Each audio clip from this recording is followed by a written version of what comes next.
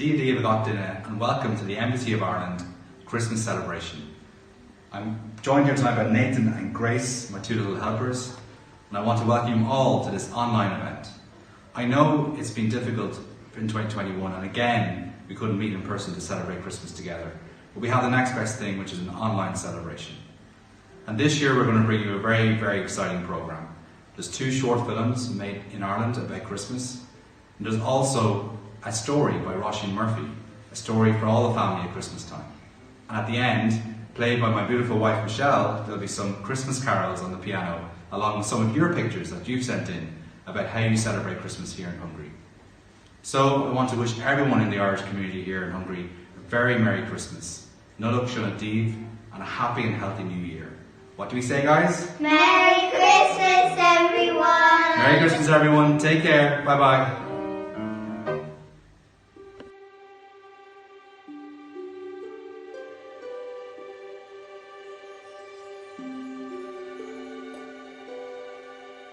Some say the best way to send Father Christmas a letter is not to use regular mail. All that you need is a fire and a chimney.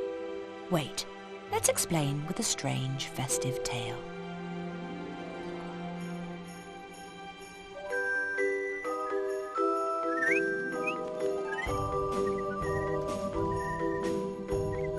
On the night before Christmas, our story takes wings as snow softly falls on the town of Hope Springs, where the light from a window glows warm and inviting. Inside, a young spaceman is busily writing.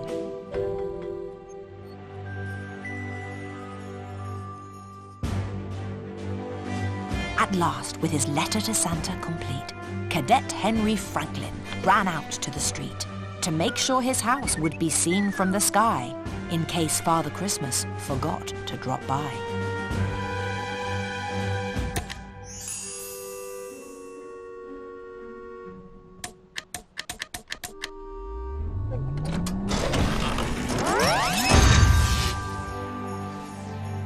One house in the neighbourhood, though, remained dark.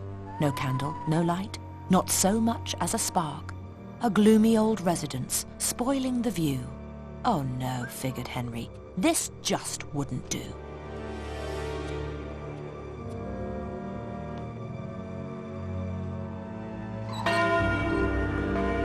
With tinsel and baubles and goodwill to spare, Henry was only too eager to share. But the lady that answered the door was perplexed and quite unprepared for what happened next.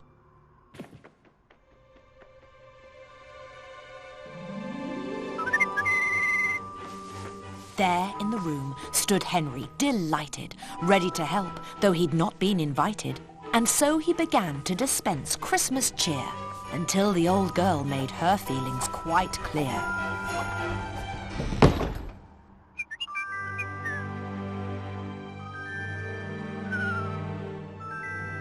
Even now, as the lady sat sipping her tea, Henry was out implementing Plan B.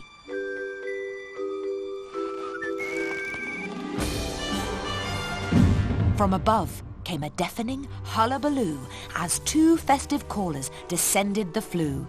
But on the way down, Henry's bird was aware of a dusty old thing that should not have been there. From the hearth, in a powdery cloud of debris, came Henry, his bird, and the top of the tree. Mortified, Henry gazed down at the pieces. Was the girl one of the old lady's nieces, or maybe her daughter? The lady just smiled and told him the tale of a sad, lonely child. Alone in the world, with no sister or brother, the girl had so longed for the warmth of another that one Christmas Eve she decided to send a letter. Dear Santa, please bring me a friend. But nobody answered that poor girl's request, explained the old lady. You've probably guessed that I was that child, which is why I insist you forget about Santa. He doesn't exist. That poor girl, thought Henry, just wanted a friend. His own letter now seemed too silly to send. What was the point? So completely bereft, he set it down sadly and silently left.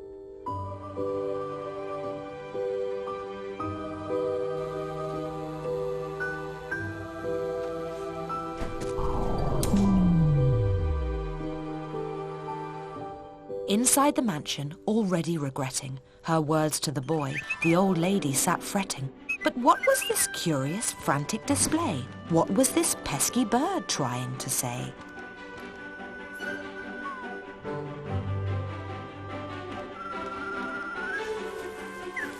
As a dusty old envelope dropped to the floor, the lady was sure that she'd seen it before.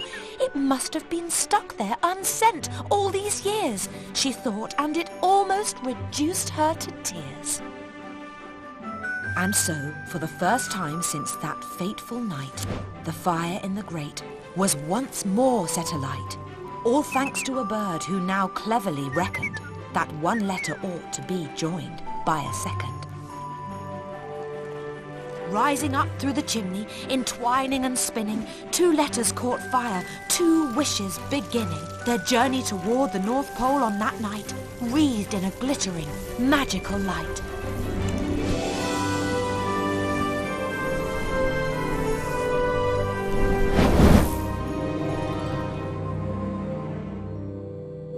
Still haunted by thoughts of his pointless endeavour, young Henry awoke to the worst Christmas ever. Or so he imagined until he caught sight of the present that Santa had left in the night. But it wasn't just Henry whose wish had come true. The old lady's Christmas was wonderful too. Her letter, she now knew, was truly enchanted. Her simple request for a friend had been granted.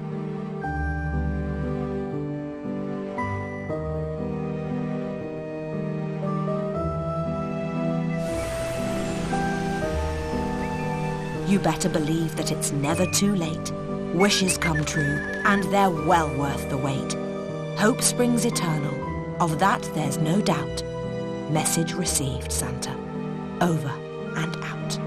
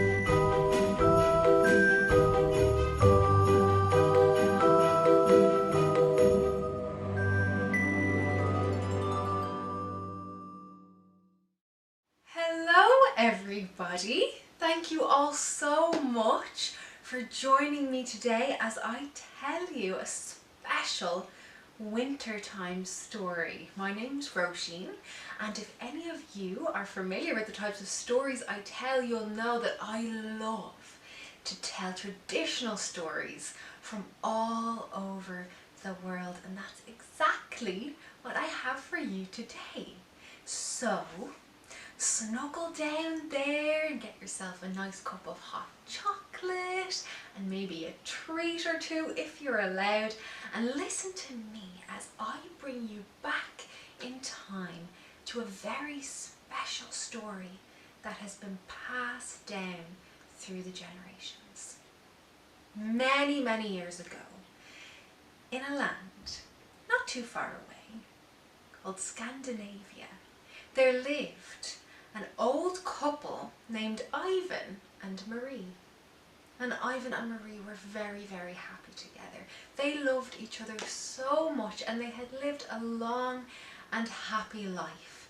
Really, they had everything that they could ever hope for. They had a lovely, cozy home in a very nice village with friendly neighbours, and they lived right near beautiful wood. The only thing that they felt like they had missed out on in life, the one regret they had, was that they never had children of their own. And although they loved watching their neighbours' children play and grow right before their eyes out in the gardens and streets, they felt like it didn't really feel the same as having a child of their own. But no matter, they thought, they had what was important in life. They had love and they had each other. And one year, in the winter, on the run up to Christmas, there was a very cold day. And all of a sudden the skies turned a thick grey colour. And it started snowing so heavily that the people of the village could hardly see before their eyes, and the snow kept falling and falling all around them until eventually that afternoon, when all the snow had emptied the sky, so much snow had fallen on the ground that it came all the way up to a grown-up's knee. That's an awful lot of snow, isn't it? And so, as you could imagine, once it was safe enough to go outside, all the children of the village rushed outside, bundled up nice and warm, and started playing in the snow. Now, I don't know if you guys have ever had the opportunity to have a really fun snow day, but if you have, you'll know exactly how these children felt. They had so much fun out playing games in the snow. They had snowball fights, they went sleighing down the hills, they made snow angels. And then, at the very end of the day, they all got to work making a great big snowman and a snow woman.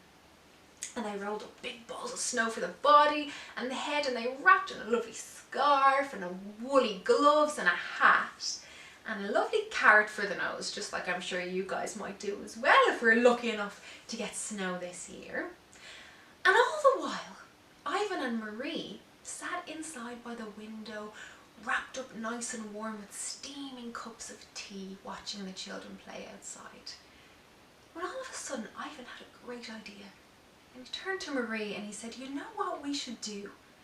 We should make a snowman or a snow woman of our own. Wouldn't that be fun?" And Marie, well, she was in a very good mood because it was almost Christmas time. We're often in good form on the run up to Christmas, aren't we? I certainly am, and so was Marie, and she had all this excitement bubbling up inside her, and she said to Ivan, "You know what? That is a good idea, but I think I know what we could do to make it even better." Instead of making a snowman and a snow woman, she said, "Why don't we make a snow child? And then we can pretend that it's the child of our own, the child we've always wanted." And Ivan looked at Marie and he said, "You know what? That is an inspired idea." So they set down their cups and they got their coats and their scarves and their hats and their gloves, and when they were all bundled up nice and warm, just like the children outside, they went out and started working on their very own snow child. Just like the children of the village, they rolled up a great big ball of snow for the body, and then a smaller ball of snow, and they placed it on top for the head. They made 2 little snow hands and 2 little snow feet, and then they got to work on carving the face. They hollowed out 2 little holes for the eyes, and they made a nose and mouth and chin. And as Ivan was putting the finishing touches on the carvings of the little snow child's mouth, all of a sudden he felt a lovely warm breath on his face, and he raised his eyes and looked at the little snow child, and he couldn't believe what he saw there, because there, staring back at him, were the eyes of a real life child. And Ivan took a step back and shook his head to make sure he was really seeing what he thought he was seeing, when the snow child moved its head this way and then that way, and its little mouth started to smile. And Ivan turned towards Marie and he said, "Am I going mad, or are you seeing this too? Is this snow child really moving?" when Marie looked at the snow child and she could see as it shook all the old bits of snow from its body, and it all started crumbling down around the snow child's feet, just like an eggshell falls off an egg when it's done. And underneath was a real life child. A little girl. She had icy blue eyes like the frozen lake. Her lips were red as winter berries, but she had no colour on her cheeks. It was strange. The skin on her forehead was pale as the skin you'd find under your chin or on your wrist, like it had never seen the sunlight. And Marie turned to Ivan and she said, "Don't you realise what's after happening?" she said. "Finally, all of our wishes have been granted, and this Christmas we have been given the gift of a child of our very own." And she ran over to the snow child. She wrapped her arms around her and she gave her a lovely warm cuddly hug, and she kissed her all over her little face. She looked in the little girl's eyes and she said, "I will name you Snowflake." And Ivan and Marie welcomed Snowflake into their home with open arms. And from that day on, there wasn't a happier family in that village than Ivan and Marie and their darling little Snowflake. The house was filled with smiles and laughter, and there was never a dull moment because Snowflake was such a happy and joyous child. She made friends so quickly, in no time at all. The house was full of the neighbourhood children coming in and out, playing games, singing songs and telling stories. Snowflake was forever telling jokes and dancing about the place and bringing a smile to any person's face that she met. And Ivan and Marie had never been happier in their whole lives. And the days went by quickly, and all of a sudden, winter had washed away, and the lovely spring sun came out to warm the earth. And eventually it melted all the snow away from its hiding places under the trees and rocks and bushes. And as the air grew warmer and all the people of the village became happier and happier running out playing in the sun, Snowflake became sadder and sadder. And she didn't feel like playing anymore. And she didn't want to spend time with her friends or sing songs or tell stories. Instead, she'd lay about all day inside the house, curling herself up in a ball in the darkest corner that she could find. Every now and again, if it was a cloudy day, she might go down and sit by a babbling brook somewhere, taking shelter under a great big branch of a tree, lying about in the shade.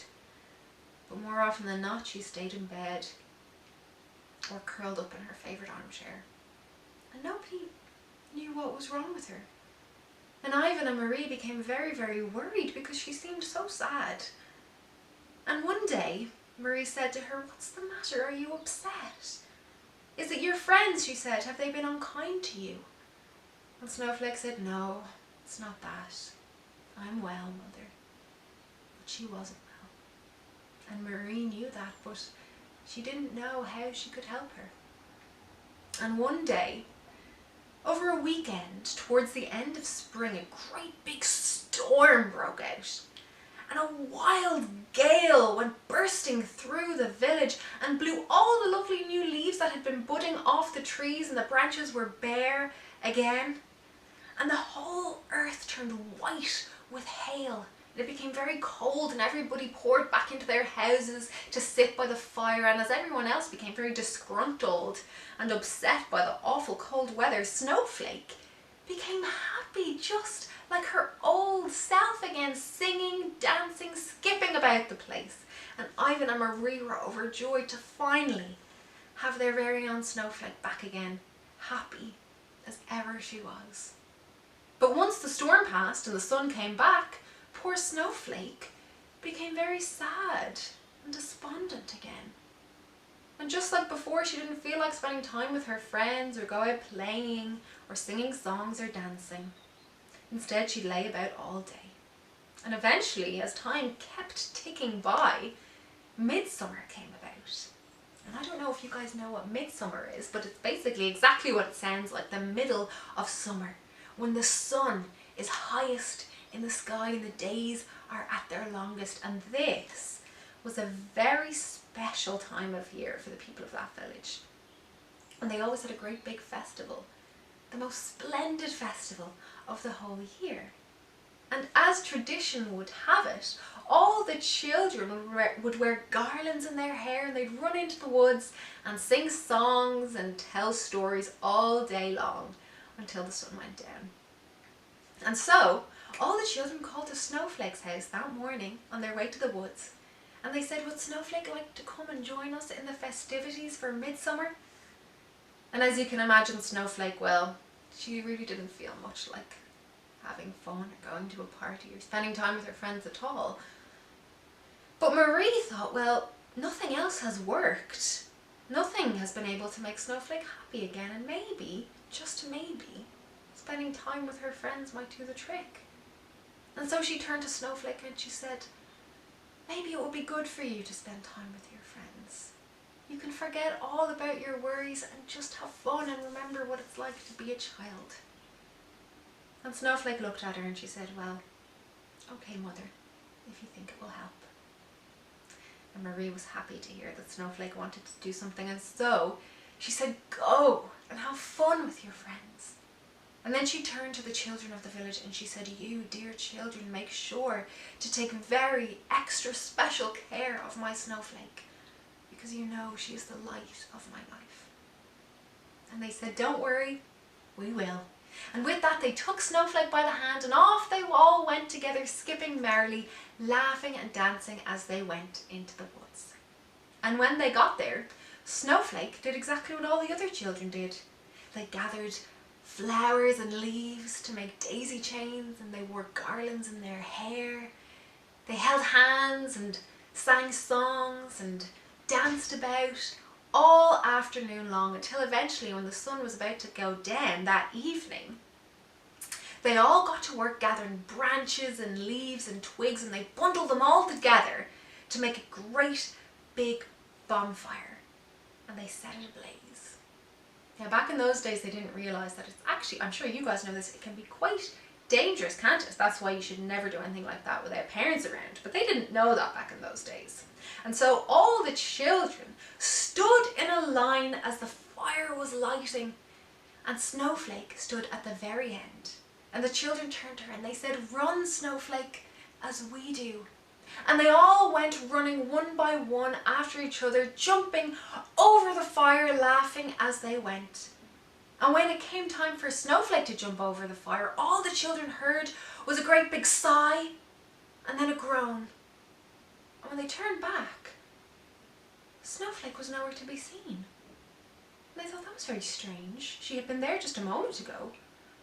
Maybe, they thought, she was having so much fun that she decided to play a trick on us. And she's playing hide and seek and we have to find her. And so they all went searching for her. They searched all over the forest, under every tree and bush, behind every rock. But eventually, after many hours of searching, they couldn't find her at all. And it was dark at this stage. The moon was high in the sky. And then they thought, well, maybe she wasn't having as much fun as we thought she was. And maybe she went home and she just never told us about it. So they went back to Ivan and Marie's cottage and they knocked on the door. And when Ivan and Marie answered, the children said, did Snowflake come home? Is she here? Is she okay? And when Ivan and Marie heard this, they became very worried. They said, no, we thought she was still in the forest with you children. And then they knew that Snowflake was lost, and so they wasted no time at all. The whole village ran out to the woods, searching for her, calling her name, looking everywhere they could think of, but they couldn't find her anywhere at all. And day after day, for the next 4 days in a row, the entire village got together searching for Snowflake, calling her name, turning over every rock and branch and bush. But no matter where they looked, they couldn't find Snowflake anywhere at all. Till eventually they gave up hope and they stopped looking altogether. Everyone, that is, except for Ivan and Marie. For the rest of their lives, They got up bright and early every day and they went out searching those woods, calling her name, not coming back until very late at night. "Snowflake," they'd say, "where are you? Come home, we miss you." But no matter how many days or nights they spent out searching in those woods, they never did come across her.